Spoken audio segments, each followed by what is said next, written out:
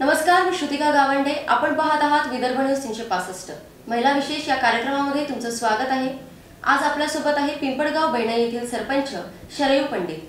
ताई, खूप तुमचं स्वागत आहे आमच्या या महिला विशेष कार्यक्रमामध्ये. नमस्कार. आणि खरं तर तुम्ही सरपंच आहात, त्याचसोबत तुम्ही जे पाणी फाउंडेशन थ्रू जे काम केलं आहे आपल्या गावासाठी. आणि तुम्हाला सांगू इच्छिते की विदर्भातील फक्त 2 गावं असे होते की ज्यांचं त्या लिस्टमध्ये नाव होतं आणि त्यामधलं एक तुमचं गाव होतं, पिंपळगाव बैणाई होतं. तर यासाठी कसं काय काम सुरू केलं तुम्ही? सर्वप्रथम आम्ही नामांकन भरलं गावाचं. जेव्हा वॉटर कप स्पर्धा नामांकन यादी जाहीर झाली तेव्हा सर्वप्रथम आमच्या गावाचं नामांकन आम्ही भरलं. नांदगाव खांडेश्वर तालुक्यातून पिंपळगाव बैणाई या गावाचं. आणि मग तिथून स्पर्धेला सुरुवात झाली आणि आमच्या गावाची आम्ही तयारी केली. कारण गावात दुष्काळ होता, पाण्याचे जे संकट आता आलेलं आहे, तर त्या दृष्टीने आम्ही ती जुळवाजुळव केली सगळी. आणि तो 100 मार्काचा एक निवड पेपर असतो, तर त्या पेपरसाठी जी काय तयारी असते, रोपवाटिका, तर ती सुरुवातीपासून सगळी जुळवाजुळव आम्ही. आणि तो जवळपास 6 महिन्यांचा अवधी, 6 ते 8 महिन्यांचा. तर तो एक डिसेंबर महिन्यापासून तर 12 ऑगस्टला तो तिथे निकाल जाहीर होईपर्यंत 6 अवधी होता. आणि नक्कीच या सगळ्या कार्यासाठी तुम्हाला खूप जास्त मेहनतीची आणि महत्त्वाचं म्हणजे मनुष्यबळाची गरज असेल. तर गावकऱ्यांचा प्रतिसाद कसा होता? उत्तम प्रतिसाद होता. सुरुवातीला त्याच्यासाठी आम्ही भरपूर मेहनत घ्यावी लागली. लोकांचं मन आमच्याकडे लोकांना आमच्याकडे वळतं करण्यासाठी. पण ते झालं. लोकांची मुलांची, लहान मुलं आणि महिला यांचं खूप मोठं पाठबळ आम्हाला मिळालं. मुलाचं श्रमदानाची जी मदत लागली ती महिलांकडनं खूप मोठ्या प्रमाणात मिळाली आम्हाला. गावाची एक सरपंच म्हणून तुम्ही त्यामध्ये किती इन्व्हॉल्व होते? मी महिला सरपंच होते म्हणून महिलांचं योगदान मी खूप मोठ्या प्रमाणात घेऊ शकले. आणि छोटी मुलं गावातली. तुम्ही जाऊन स्वतः तिथे काम करायचं? हो, मी प्रत्यक्ष फील्डवर हजर होते. 45 दिवस ते श्रमदान होतं. शेततळ्याचं आम्ही गावातल्या शेततळ्याचं खोदकाम केलेलं होतं. तिथे स्वतः मी हजर होते फील्ड वर्कवर. आणि पूर्ण गावातील महिला होत्या 45 दिवस. आणि आम्ही सकाळी 8 ते 11 ही वेळ सकाळची घेतली होती. आमच्या गावातील महिला ज्या होत्या त्या सकाळी 5 ते 8 मजुरीवर जायच्या आणि 8 वाजता त्या फील्डवर यायच्या. आणि 8 ते 11 आमच्या तिथे ते काम चालायचं श्रमदानाचं. नक्कीच याआधी तुम्ही कधी ते टोपले वगैरे उचलले नाही? अनुभव कसा होता तुमच्यासाठी? तो खूप वेगळा होता. कारण जे मुख्य उद्देश होता वॉटर कप फाउंडेशनचा जो मुख्य उद्देश होता की एका छताखाली गाव पूर्ण येणं, नुसतं पाणी वाचवणं हा उद्देश, आणि गाव एकाच छताखाली येणं म्हणजे लोकांची मनं जुळावीत. तर हा उद्देश खऱ्या अर्थाने आमच्या गावात साध्य झाला मला असं वाटतं. कारण का की जावा शेजारच्या बायांचं एकमेकांशी काहीतरी मनं दुरावली असतात. तर जेव्हा असं होतं की काही महिला नव्हत्या येत, तर मग मुलं जाऊन म्हणायची की आई एकदा तर चल, काकू येतात तिथे, चल एकदा तर चल. मग अशा काही 2 दिवस नाही आल्या, मग 8 दिवसांनी आल्यात. तर मग हळूहळू करत सगळ्या अशा एक करत यायला लागल्या. मग तिथे तिथे खरं तर बाजूला एक स्मशान होतं. स्मशानाच्या बाजूला ते शेततळं होतं. आणि तिथे रोज मग आमच्याकडनं एक बचत गटातर्फे, कधी मस्जिदीतर्फे, असं सर्व जात धर्मातर्फे प्रत्येकाकडनं एक नाश्ता असायचा. मग कोणी गरीब कोणी श्रीमंत असा तिथे भेद नसायचा. आणि जो अगदी स्वस्तातल्या स्वस्त जो असायचा असा नाश्ता तिथे तयार व्हायचा. आणि सर्व लोक तिथे त्या नाश्त्याचं भागवतात असं एक रूपांतर झालेलं होतं महाप्रसादात. आणि तिथला ते जे अनुभव होता तो शब्दात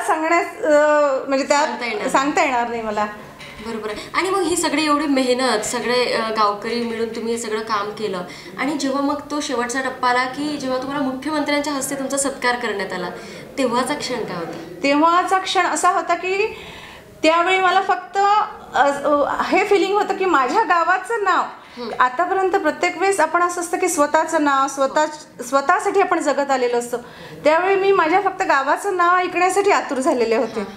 आणि दुसरं तोपर्यंत आमच्या तालुक्यातली प्रत्येक गावं ही आमच्या कॉम्पिटिशनमध्ये होती. आणि ज्या क्षणाला आमच्या गावाचं नाव जाहीर झालं तर आमच्या तालुक्यातल्या आमच्या सोबतची जी गावं होती त्या सगळ्यांनी पुढचे काही महिने स्टेटसवर आमच्याच गावाचं जे जिंकलेलं होतं ते खरं बक्षीस आम्हाला म्हणजे मिळालेलं होतं. सगळ्यांना एक अभिमान वाटत होता मला त्या दिवशी की आपण एक काहीतरी आपल्या गावासाठी काम केलेलं आहे आणि गावाचं नाव कुठेतरी. आणि मला असं वाटत होतं की आमच्या गावकऱ्या म्हणजे हे सगळं बक्षीस मी माझ्या गावातील महिलांना, मुलांना, गावकऱ्यांना हे समर्पित केलं त्या खऱ्या अर्थाने. कारण जेव्हा ही सगळी आम्ही जी सगळी मेहनत घेत होतो प्रत्येक क्षणाला, जेव्हा पोपटरावजी पवार आले आमच्या गावाला तेव्हा भरपूर पाऊस आलेला आणि आम्ही केलेली सगळी स्वच्छता आणि हे सगळं पूर्ण पाण्याने सगळी वाहून गेलेली, आमचा मंडप पडलेला, सगळी तयारी. तर त्यावेळेस जरा सगळे लोक नाराज झाले की आपण केलेली सगळी म्हणजे रांगोळ्या काढून असं सगळं. तर पण काय होतं की लोक नाराज होतात त्यावेळी, त्यांना असं एक अपेक्षा असते. पण जेव्हा हे आम्ही बक्षीस जिंकलो तर त्यावेळी असं एक आनंद, दुसरा एक सगळ्या महिलांना, मुलांना आम्हाला ते जाणवून द्यायचं असतं की तुम्ही प्रतिनिधित्व करता गावाचं. तर त्यावेळी त्यांना ते बक्षीस त्यांना मिळालेलं आहे, कारण त्यांच्या श्रमाचं होतं ते, खऱ्या अर्थाने त्यांनी घाम गाळून ते मिळालेलं होतं असं. आणि एक सरपंच म्हणूनही तुम्ही इतरत्र काही प्लॅन्स आखले असतील गावासाठी, गावाच्या भल्यासाठी. हो, म्हणजे नुसतंच पाणी म्हणजे गावातलं पाणी गावात साठायला पाहिजे हे अगदी बरोबर, पण ते वरचं पाणी जे पावसाचं येणार, पण मग आता हा पाऊस जास्तीत जास्त पडलेला पाऊस येईल हा आपण निसर्गावर. पण आता ही जी वृक्षतोड होते आहे, तर आमच्या गावाचं नावच मुळात पिंपळगाव नाही आहे. तर आता आम्ही दुसरं एक आमचा संकल्प असा आहे की आम्ही जास्तीत जास्त पिंपळाची वृक्ष लागवड करणार आहोत. तर 1000 वृक्ष लागवडीचा संकल्प आम्ही केलेला आहे. तर आम्ही तो आता पुढच्या येणाऱ्या पावसाळ्यापासून तो एक संकल्प म्हणजे ह्याच्यात घेणार आहोत आणि या व्यतिरिक्त इम्प्लिमेंटेशन मध्ये योजना वगैरे आहेत. आणि एक दुसरं म्हणजे की बचत गट, महिलांचा बचत गट. तर रोजगार निर्मितीसाठी आम्हाला एक जरा म्हणजे एक बाजारपेठ उपलब्ध व्हावी. महिला बचत गटांना काय होतं की त्या मेहनत करतात, पण त्यांना रोजगार निर्मितीसाठी काहीतरी उद्योगासाठी मार्केट अवेलेबल व्हावं, असं एक आम्हाला एक टार्गेट हवं आहे त्यांच्यासाठी.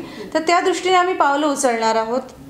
तर आमच्या शिक्षणाचा म्हणजे शिकलेली जर सरपंच असेल तर ती काहीतरी गावासाठी काही करू शकते. तर ते मला काहीतरी आपल्या गावासाठी करून दाखवण्याची इच्छा आहे. माझ्या म्हणजे ग्रामसंघातल्या महिलांसाठी मी काहीतरी असं करू इच्छिते. आणि जेव्हा तुम्ही सरपंच पदासाठी म्हणजे इलेक्शनसाठी उभं राहण्याचा निर्णय घेतला तेव्हा घरच्यांची एकंदरीत परमिशन होती नव्हती आणि राजकारणाची पार्श्वभूमी आधीपासून होती, म्हणजे कसा राजकारणात तुमचा प्रवेश झाला? आमच्या घरी राजकारणात म्हणजे माझे जे सासरे आहेत ते फार पूर्वीपासून 20 वर्ष राजकारणात होते. ते अनोपोज राजकारणात निवडून आलेत, आमच्या पिंपळगाव नाहीत. आणि आमच्या घराण्याला राजकारणाची परंपरा फार जुनी आहे. आणि जेव्हा मग मी ठरवलं तेव्हा मला काही अपोज झाला नाही, उलट मला सहकार्यच मिळालं घरातून. आणि पूर्ण इलेक्शनमध्ये काही मला प्रॉब्लेम आलेला नाही. आणि मला महिला सरपंच म्हणून तर ते निघालेलं जे होतं तर ते ओपन महिला म्हणून होतं, त्याच्यामुळे बाकी तर काही विरोध असण्याचं कारणच नव्हतं. आणि जेव्हा मला स्वतःला जेव्हा ते प्रूव्ह करायचं होतं की मी महिला सरपंच म्हणून स्वतः, तर तेव्हा माझी स्वतःची अटच स्वतःला अशी होती की महिला सरपंच म्हणून मी स्वतः प्रत्येक कागद वाचून स्वतः शिकून, तर मला एक सरकारला स्वतःला धन्यवाद द्यावेसे असे वाटतात की प्रत्येक याला त्यांनी ट्रेनिंग ठेवलेत. अच्छा. प्रत्येक सरपंचाला की महिलांना शिकता यावं याच्यासाठी त्यांनी ते ट्रेनिंग आम्हाला ह्या 2 वर्षात जवळपास 8 ते 10 ट्रेनिंग ठेवलेत त्यांनी. म्हणजे बरेचदा आपण बघतो की जेव्हा महिला सरपंच असतात तेव्हा तो पुरुष जास्त सक्रिय असतो. बरोबर. आणि म्हणजे नाही, पण वेळोवेळी मार्गदर्शन घ्यावंच त्यांनी, कारण मला सुद्धा घ्यावं लागतं, मला सासऱ्यांचं मार्गदर्शन घ्यावं लागतं, पतिराजांचं घ्यावंच लागतं मार्गदर्शन. बिना मार्गदर्शन किंवा गावातील ज्येष्ठ व्यक्तींचं सुद्धा मार्गदर्शन घ्यावं लागतं. मी तर म्हणेन की गावातल्या छोट्या मुलांचं सुद्धा मार्गदर्शन, कारण आता 15 वित्त आयोग सरकारने आपल्याकडे जो दिला आहे त्याचं जेव्हा प्लॅनिंग केलं तेव्हा गावातल्या ज्या सगळ्या 5 ते 6 मीटिंग्स घेतल्या, तर त्यांनी शाळेत जाऊन सुद्धा मीटिंग घ्यायला सांगितली. तर ते याच्यासाठी सांगितले की वर्गातल्या शाळेतल्या मुलांची सोबत की त्यांच्या काय अडचणी आहेत त्या जाणून घ्यायला. म्हणजे सरपंचासाठी गाव हे त्याचं घर आहे. तर प्रत्येकाच्या अडीअडचणी ह्या जाणून घेतल्या पाहिजे, म्हणजे त्यांच्याकडनं तुम्हाला अनुभवाचं ज्ञान मिळेल आणि मग त्या तुम्ही इम्प्लिमेंटेशन करू शकता गावात, त्याची अंमलबजावणी करू शकता. त्याच्यामुळे त्याच्यात काहीच कमीपणा नाही. की मात्र तुम्ही या आधी किंवा लग्न होण्यापूर्वी कधी असं वाटलं होतं की मी पुढे चालून राजकारणात जाणार आहे, राजकारण नाही, राजकारणात जाणार आहे असं नाही. मला सनदी अधिकारी व्हायचं होतं. हां मला MPSC UPSC पास होऊन अधिकारी व्हायचं होतं. पण MPSC पास आउट झाली, पण मग मला ती मनासारखी पोस्ट मिळाली नाही. त्याच्यामुळे मग पुढचं राहून गेलं. मग लग्न आणि मग ह्या सगळ्या याच्यात मग मी ह्या इकडच्या व्यापात आले. हे सगळं लग्न आणि मग ह्या याच्यात ते सगळं राहून गेलं मग पुढचं. पण मग नंतर आता हे सगळं इलेक्शनमुळे मग मला पुन्हा मग नंतर आता मुली मोठ्या होण्याच्या याच्यात आल्या 8वी 9वी 10वी. मग मला असं पुन्हा वाटायला लागलं की आपण समाजकारण करावं, की समाजकारणाची आवड आहे. पण मला राजकारणाची स्वतःला आवड नाही आहे. राजकारणात माझं मन काही रमत नाही. त्यामुळे मला असं वाटतं की मी राजकारणातून समाजकारण जास्त चांगलं करू शकेन. त्यामुळे मला ही संधी जास्त चांगली मिळाली की महिला सरपंच म्हणून मी समाजकारण जास्त चांगलं करू शकेन. हे सगळं सुरू असताना मग नंतर जेव्हा तुम्ही इलेक्शनला उभ्या राहिलात आणि प्रचार वगैरे सुरू झाला, तेव्हा कुठेतरी धाकधूक होती का मनात की मी निवडून येईल नाही येईल, गावकऱ्यांचा मला सपोर्ट मिळेल? नाही, मला असं एक मिनिटही वाटलं नाही. ज्या दिवशी मी फॉर्म भरला त्याच दिवशी मला असं वाटलं की हे पद माझ्यासाठी, म्हणजे ज्या दिवशी मला ओपन महिला असं हे झालं की हे निघालेलं आहे जागा, तर त्याच दिवशी मला असं वाटलं होतं. कारण मला गावातलं राजकारण माहिती नव्हतं, त्यातले बाकीचे बारकावे माहिती नव्हते, कारण राजकारणापासून मी खूप कोसो दूर होती व्यक्तिगत. पण ह्या मिस्टरांना म्हटलं की ते राजकारण नाही माहिती मला, पण जिंकणार मीच आहे आणि सरपंच मीच बनणार आहे. कारण का की मला ते राजकारण नाही माहिती, पण मला समाजकारणाची संधी मिळणार आहे आणि महिला सरपंच म्हणून. आणि सर्वात मुख्य म्हणजे मला ह्या तुम्ही जे एक महिला सरपंच म्हणून मला जो एक आज इथे बोलण्याची संधी दिली आहे, तर त्याच्यावर मी एक सांगू इच्छिते ह्या आपलं विदर्भ न्यूज चॅनलवर, की सर्वात मुख्य म्हणजे मला सगळ्यात माझ्या आयुष्यात मानाचा क्षण म्हणजे खूप अभिमानाचा की 15 ऑगस्ट 26 जानेवारीला जो राष्ट्रध्वजचा जो तिरंगा फडकवण्याचा जो मान मिळतो, तो त्याच्यापेक्षा सगळ्यात मोठा मान जगात आजपर्यंत कुठलाच मान मोठा नाही याच्यापेक्षा. म्हणजे खूप मोठा अभिमानाचा क्षण असतो आपल्या आयुष्यात. त्याच्यामुळे हा क्षण मला ह्या महिला सरपंच म्हणून मला जो मिळाला आणि मला गावकऱ्यांनी माझ्या मिळवून दिला, त्याच्यासाठी मी शतदा ऋणी राहीन माझ्या गावकऱ्यांची. आणि हे सगळं तुम्ही काम करत असता सरपंच म्हणून, पण एक घरात गृहिणी म्हणून कसं चालतं? गृहिणी म्हणून मी अष्टभुजा नारायणी आहे. गृहिणी म्हणून सगळे काम मी सर्व फ्रंटवर करते. मुलींची आई म्हणून, सासू सासऱ्यांचं माझ्या, कारण ज्यावेळी मी महिला सरपंच म्हणून जेव्हा इलेक्शनला उभी होती त्यावेळी सर्व फ्रंटवर, म्हणजे माझ्या सासूबाई त्यावेळी म्हणजे त्यांचं हे म्हणजे आजारी होते त्यावेळी, तर त्या फ्रंटवर मी सगळं मॅनेज केलं. आणि मग ज्यावेळेस मला त्यांची मदत होती त्यावेळेस त्यांनी भरपूर मला मदत केली. ज्यावेळेस ती मोठी मुलगी 10वीत होती, वॉटर कप स्पर्धा होती, तर माझे सासू सासरे अगदी पाठीशी थांबून माझ्या म्हणजे अमरावतीच्या घरी ते थांबले आणि मी पूर्ण वेळ इकडे पिंपळगावच्या घरी माझ्या, जिथे माझं गाव आहे तिकडे, असं मी थांबून इकडे, म्हणजे दोन्ही ड्युटी बरोबर सांभाळल्या. जसं की म्हटलं जाते की स्त्रिया या बाहेरचंही सांभाळू शकतात तर तेवढंच घरचंही सांभाळू शकतात, तर ते तुम्हाला बरोबर मॅनेज करता येतं. एकत्र कुटुंबाचे म्हणजे सासू सासरे पण पाठीशी आहेत आणि पतिदेवांची साथ तर खूपच आहेत. त्याच्यामुळे त्याच्याशिवाय तर ते शक्यच नव्हतं. कुठेही जायचं असलं, काही असलं की ते सोबत असतात. कुठेही न्यायचं असलं, मला जायचं असलं, कधी कुठे काही चुकलं तर त्यांचं रागावणं, किंवा कुठे कधी काही खूप जास्त चांगलं झालं तर शाबासकी, असे क्षण येतात तुमच्यात? हो, चुकलं तर रागवण्याचं तर नाही आहे पद्धत त्यांची, समजावून सांगतात. हो, म्हणजे असं मला रागवण्याची वेळ नाही आली आजपर्यंत अशी काही, पण शाबासकीची पण असं नाही, कारण नातं असं नाही आहे, कारण ते त्यांच्या डोळ्यातूनच समजतं. रागवणं आणि कौतुक हे दोन्ही त्यांच्या डोळ्यातूनच समजतं. असं वेगळ्याने शब्दांची गरज पडत नाही. बरोबर. आणि मग मुलींचा वगैरे अभ्यास वगैरे घेणं हे वेळ त्याच करतात, कारण आता त्या मोठ्या झालेल्या आहेत, त्याच्यामुळे सेल्फ स्टडीनीच करतात. त्या त्यांच्या तेवढ्या समजदार आहेत पुरेशा. आणि आता 10वी 12वीला आहेत यावर्षी, त्याच्यामुळे आता झालं, आता उलट मी फ्री होणार. अच्छा. आणि स्वतः एक महिला आहात, मुली आहेत, तर कुठेतरी समाजात वावरताना भीती असते मनात. जसं आता आपण बघतोय की समाजात स्त्रियांविषयीचं जे वातावरण आहे एक फार विदारक चित्र आपल्यासमोर दिसून येते. कुठे भीती वाटते कधी? हो, आता महाराष्ट्रात गेल्या 2 महिन्यात जे वातावरण, आतापर्यंत महाराष्ट्र आपल्याला खूप सुरक्षित वाटत होतं इतर राज्यांपेक्षा, पण गेल्या 2 महिन्यापासून जरा जी एक अगदी गेल्या महिन्याभरात तर फारच अगदी असुरक्षिततेचं जे वातावरण झालंय, त्यावेळी असं वाटतं की आपल्या अमरावतीत मुली 9-9:30 पर्यंत ट्युशन क्लासेसला असतात. माझ्या मुलींच्या ज्या मैत्रिणी असतात त्या सगळ्या 9-9:30 पर्यंत तर ट्युशनला असतात.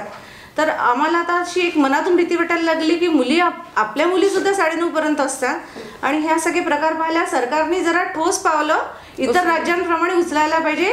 मी त्यांना हात जोडून विनंती करते की मुलींच्या पालकांकडनं, आयांकडून ही त्यांना सरकारला आमची हात जोडून विनंती की सरकारने काहीतरी कठोर शिक्षा ही करायला पाहिजे दोषींना, नाहीतर जनता रस्त्यावर येईल आणि मग काहीतरी कुठलं पाहायला गेलं तर जनता आता रस्त्यावर आहे.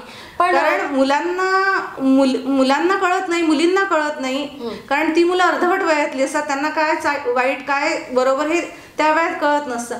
पण हे जे पालक असतात त्या लोकांना, ते लोक आतून घाबरलेले असतात की हे जे प्रकार होतात त्याच्यामुळे त्यांना असं वाटतं की आपल्या मुलांचं कसं. आणि यासाठी मुलींनी कसं स्वतःसाठी प्रोटेक्ट राहायला पाहिजे? हे बघा, हे जे स्टेटमेंट आहे ना, हे कॉन्ट्रोवर्शियल आहे. कारण का की माझ्याही मुली त्याच वयातल्या. आता मी हे जे स्टेटमेंट दिलं तर त्याच्यावर स्टेटमेंटवर अजून एक कॉन्ट्रोवर्शियल स्टेटमेंट होईल. त्याच्यामुळे मुली ह्या समजदारच आहेत, त्या काही चुकीचं तरी सतर्कता बाळगतात. पण बघा आता काय, कोणी काही रात्री 12 वाजता गेलेलं नाहीये, कोणी काही, ह्या सगळ्या ज्या घटना घडलेल्या आहेत ह्या दुपारच्या घडलेल्या आहेत, 4 वाजताच्या कोणी येऊन अंगावर पेट्रोलच टाकलं तर तुम्ही काय करू शकणार आहे? काहीच करू शकत नाही ना. त्याच्यामुळे हे जे अगदी म्हणजे राक्षसी वृत्ती जी आली आहे तर त्याला आळा हे कठोर शिक्षेनेच होईल. ही कठोर शिक्षा ही जर न्यायालयाने जर इतका जर वेळ केला तर हे सरकारचं काम आहे ना. पण तुम्हाला काय वाटतं, ही जी वृत्ती आहे जी वाढत चाललेली आहे ही कुठून येते आणि यासाठी आपण आळा कसा घालू शकतो? एखादा मुलाचा बाप म्हणून किंवा आई म्हणून ते संस्कार कुठेतरी कमी पडतायत का? काय वाटतं? नाही, संस्काराचं नाही, आई वडील कमी पडत नाही आहेत. हे काय होतं, जेव्हा ही शासनाकडून, न्यायालयाकडून जेव्हा एखादी शिक्षा कठोर शासन होतं ना, तेव्हा त्याचा जरब बसतो आणि मग 2दा झाल्यानंतर 3ऱ्यांदा करताना कोणीही विचारपूर्वक की अरे ह्याची शिक्षा ही इतकी मोठी होऊ शकते, तेव्हा कोणीही विचार करताना, ते पाऊल उचलताना 4 वेळा विचार करून उचलल्या जाईल. मला हेच सांगावं असं वाटतं. आणि महिलांसाठी खरं तर म्हणजे जेव्हा त्या प्रगतीच्या दिशेला चालायला लागतात तर हे काही कारणं असोत, म्हणजे एक मनात भीती असो किंवा कुठेतरी कधी घरच्यांच्या जबाबदाऱ्या असतात महिलांकडे, म्हणजे आपण पाहिलं गेलं तर त्या सगळ्यांच्या जबाबदाऱ्या घेऊन बसतात. सासू सासरे आहेत, नवरा आहे, मुलं आहेत, आणि कुठेतरी मग त्यांना त्यांची स्वप्न जरी मनात असली तरी बाहेर निघण्यासाठी ते पाय खेचले जातात. तर यावर तुम्ही काय सांगाल? नाही, तर मला असं वाटतं की महिलांनी पण आता मुली आणि मुलं यांना वाढवताना सारखं वाढवावं, की मुलांना पण सगळी घरातली कामं शिकवावी आणि मुलींना पण कराटे शिकवावे आणि जो त्यांचा लाईफ पार्टनर आहे म्हणजे पती आहे त्यांना पण आपल्या कामात सहभागी करून घ्यावं, म्हणजे ते काम सोपं होईल. आणि घरातून बाहेर निघाले स्त्रीला, कारण ती पण अर्थार्जनासाठी किंवा तिच्या करिअरसाठी जेव्हा बाहेर निघते तेव्हा तिला ते सोयीचं होईल. आणि जसं की तुम्ही गावच्या सरपंच आहे तर तुम्ही पण अनुभवलं असेल की गावातल्या ज्या स्त्रिया असतात तर कुठेतरी बाहेर त्यांना धडपड असते, काहीतरी करण्याची इच्छा असते, पण त्या निघू शकत नाही. कुठेतरी त्यांना स्वतःबद्दलच एक स्त्री असल्याची लाज वाटते किंवा मी कसं निघू, मला काही चार लोक काही म्हणतील. तर त्यासाठी तुम्ही काय सांगाल? त्यांनी बाहेर निघणं किती महत्वाचं आहे आणि कसं निघायला पाहिजे? तर त्यासाठीच ह्या जसं बचत गट आहे, ग्रामसंघ आहे, किंवा वेळोवेळी आम्ही जे जसं आता आमच्या गावात महिला सभा हा प्रकारच नव्हता, जसं म्हणून हे जे सरकारची जी धोरणं आहेत की सरकारने महिला सभा आता 4 केलेल्या आहेत. प्रत्येक ग्रामसभेच्या आधी महिला सभा, पहिले एकच महिला सभा होती. तर मला सरकारचं म्हणजे त्या बाबतीत फार म्हणजे धन्यवाद द्यावेसे वाटतं सरकारला की प्रत्येक महिला सभेला त्यांनी म्हणजे ती अनिवार्य केली आणि ती महिला सभा ठेवली. कारण महिला म्हणजे सभा म्हटले की फक्त ती पुरुषांची सभा असायची, त्याच्यात गावात त्या सभेत महिलेला काही प्राधान्य नसायचं. म्हणजे महिला स्वतःला महत्त्व देतच नाही, ती कुटुंबातही स्वतःला देत नाही, तशी ती गावातही स्वतःला, ती गावातली सदस्य आहे, गावात ती नागरिक आहे असं ती स्वतःला समजत नाही. त्याच्यामुळे जेव्हा मी स्वतः सरपंच बनले तेव्हा मला महिला अशा रस्त्यात सांगायच्या कुठलाही प्रॉब्लेम, मग मी त्यांना समजून सांगितलं एक दिवस की मी रस्त्यात तुमचा प्रॉब्लेम ऐकणार नाही, तुम्ही मला सरपंच बनवलं, निवडून आणलं, तर मी तुमच्याचसारखी शिकलेली आहे, तर तुम्ही मला माझ्या ग्रामपंचायतमध्ये येऊन भेटा, मी तुमचे सगळं गाऱ्हाणं ग्रामपंचायतच्या कार्यालयात ऐकीन. मग मी अशा सभा, वेगवेगळ्या छोट्या छोट्या मीटिंग्स ह्या ग्रामपंचायतच्या कार्यालयात भरवल्या, किंवा मग कुठल्या तरी एका बचत गटाच्या असं एक कार्यक्रम कोणाच्या तरी घरी, माझ्या घरी असं करायला लागली. मग त्यांची ती भीड थोडीशी कमी झाली. मग हळूहळू करता करता महिला सभा आमच्या अनिवार्य झाल्या सरकारकडून. मग आता आमच्याकडे वेळोवेळी कुठलाही कार्यक्रम असला की 100-150 महिला असतात कुठल्याही कार्यक्रमाला. म्हणजे काय, हळूहळू त्यांची ती भीड कमी होते. म्हणजे त्यांना कुठल्याही कार्यक्रमाला जायला संकोच कमी व्हायला लागतो. मग त्यांचं एक डेअरिंग वाढतं की आपण कुठल्याही कार्यक्रमाला जाऊ शकतो. आणि महिलांचं काय असतं, ग्रामीण भागातल्या महिलांचं, त्या संध्याकाळी निघू शकत नाही. एक त्यांचं एक रुटीन असतं. ते दिवसभराच्या कामातून आल्यावर त्यांना संध्याकाळी दिवाबत्तीच्या आधी घरी पुन्हा त्यांचं एक रुटीन असतं. त्याच्यामुळे त्यांचा जो काय प्रोग्राम आखायचा असतो तो संध्याकाळी 5 पर्यंत तुम्हाला कुठली मीटिंग घ्यायला लागते. बचत गटाची असू देत, कुठली ग्रामपंचायतची असू देत, तेवढं एक बंधन त्यांच्याकडं आपल्याला म्हणजे तेवढं एक लक्षात असू द्यायला लागतं. आणि जसं आता तुम्ही एक महिला सरपंच आहे, तर नक्कीच स्वतः एक ही ओळख आहे की मी सरपंच आहे, त्याबद्दल अभिमान आहेच. पण मात्र या जर्नीमध्ये जसं तुम्ही आत्तापर्यंत आलात, तर कधी स्वतःला मी महिला आहे याचा कधी गर्व वाटला, असा एखादा प्रसंग? हो, आहे. असे मला खूप म्हणजे प्रसंग आहेत. आणि वेळोवेळी वाटतात मला की एकतर म्हणजे असं एक म्हणून प्रसंग नाही, पण मला भगवंतांनी म्हटलं की तुला पुन्हा जन्मायचं, मला महिला म्हणूनच जन्मायला आवडेल. अच्छा. म्हणजे अनेक म्हणतात की बाईचा जन्म म्हणजे काहीतरी पाप केलंय, नाही, अजिबात अशी आधी हे होती. पण आता महिला प्रत्येक क्षेत्रात आपल्याला समोर जाताना दिसत आहेत. आणि जेवढ्या त्या म्हणजे ऑटो रिक्षा चालवण्यापासून तर अगदी विमान चालवण्यापर्यंत महिला सगळीकडे आहे.